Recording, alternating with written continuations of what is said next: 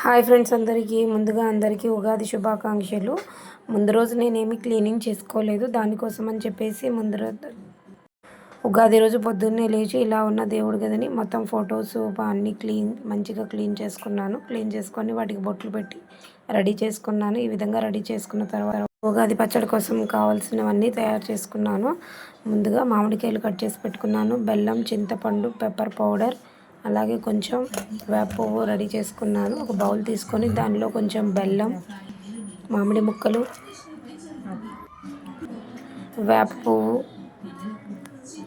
కొంచెం pepper powder, అలాగే కొంచెం చింతపండు రసం, కొంచెం ఉప్పు వేసి మంచిగా మిక్స్ చేసుకున్నాను. వాటర్ పోసి ఈ విధంగా మిక్స్ చేసుకున్న దాన్ని ఇలా గిన్నెలో వేసుకొని దేవుడికి నైవేద్యంగా పెట్టి పూజ చేసుకున్నాను. పూజ చేసుకున్న తర్వాత దేవుడి కోసం అప్పటికే చాలా లేట్ అయిపోయిన తర్వాత దీపం పెట్టేసిన తర్వాత మంచిగా పూజ చేసుకొని దేవుడికి మొక్కుకున్నాము. ఈ విధంగా మొక్కుకున్న తర్వాత దేవుడి కోసం అని చెప్పేసి రవ్వ కేసరి చేశాను. రవ్వ కేసరి ఎలా చేశానో ఈ వీడియోలో ఉంటుంది, చూడండి.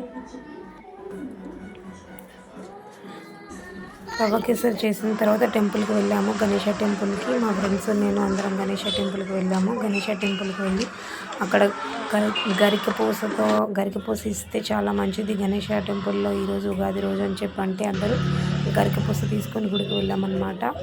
దేవుడి దగ్గర గరికపూస ఇచ్చి అర్చన చేయించుకొని అలాగే అక్కడ పక్కనే ఉన్న వేరే ఓంశక్తి టెంపుల్కి వెళ్ళాము. టెంపుల్కి వెళ్ళిన తర్వాత ఇంటికి వచ్చాము. రవ్వ కేసరి ఎలా చేశానో చూడండి. ఫస్ట్ టైం నేను నెయ్యి కొన్నాను. ఎప్పుడు ఇంట్లో చేసుకుంటాం నెయ్యి, కానీ అయిపోయింది. దానికోసం అని చెప్పి జిఆర్బి నెయ్యి తీసుకున్నాను. కడాయిలో నెయ్యి వేసి ఏమేమి డ్రై ఫ్రూట్స్ కావాలో డ్రై ఫ్రూట్స్ వేసి మంచిగా వేయించుకున్నాము. నేనైతే జీడిపప్పు, కిస్మిస్ వేసుకొని మంచిగా ఫ్రై చేసుకున్నాను. ఈ విధంగా ఫ్రై అయిన తర్వాత వాటిని తీసి పక్కన పెట్టుకోవాలి. ఈ విధంగా పక్కన పెట్టిన తర్వాత ఒక బౌల్తో బొంబాయి రవ్వ తీసుకొని పక్కన పెట్టుకోవాలి. బొంబాయి రవ్వ తీసి మంచిగా నెయ్యిలో ఫ్రై అవ్వనివ్వాలి.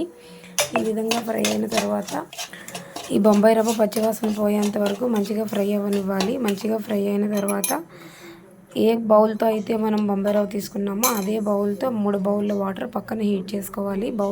వాటర్ మంచిగా మరగనివ్వాలి. ఈ విధంగా మంచిగా ఏగిన రవ్వలో మనం ముందుగా మరగబెట్టి పెట్టుకున్న వేడి నీళ్ళని వేసి తిప్పుతూ ఉండాలి. మంచిగా తిప్పాలి, లేకుంటే ఉండలు కట్టేసిద్ది. ఉండలు రాకుండా మంచిగా తిప్పుకోవాలి. ఈ విధంగా అయిన తర్వాత దానిలో ఏ బౌల్తో అయితే మనం రవ్వ తీసుకున్నామో అదే బౌల్తో పంచదార వేసుకోవాలి. నేను కలర్ కోసం అని చెప్పేసి ఫుడ్ కలర్ వేసుకున్నాను. అది మీ ఆప్షనల్, మీకు నచ్చితే వేసుకోండి, లేకుంటే లేదు.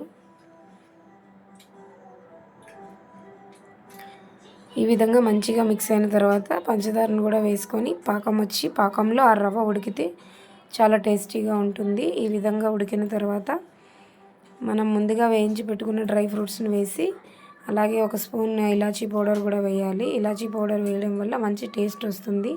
రవ్వ కేసరి మంచి స్మెల్ వస్తుందన్నమాట. ఈ విధంగా హాట్ వాటర్ వేయడం వల్ల 3-4 అవర్స్ అయినా కానీ గట్టి పడకుండా రవ్వ కేసరి చాలా ఫంక్షన్లో చేసే టేస్ట్ వస్తుంది అనమాట.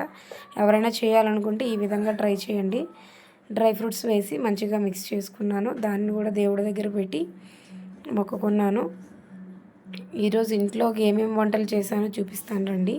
నిన్న వీడియోలో చెప్పాను కదా, ముందు రోజు మా మమ్మీ విజయనగరం నుంచి బెంగళూరు నాటుకోడి పంపించారని చెప్పేసి దాన్ని కుక్ చేశారనమాట. నాటుకోడి కాంబినేషన్గా గారెలు కూడా వేసాను. అది వీడియో ఏం తీయలేదు. ఈ విధంగా నాటుకోడి కర్రీ చేసిన తర్వాత కొత్తిమీర వేసి గార్నిష్ చేసుకున్నాము. లాస్ట్లో ఏమేమి వంటలు చేశానో చూపిస్తాను చూడండి.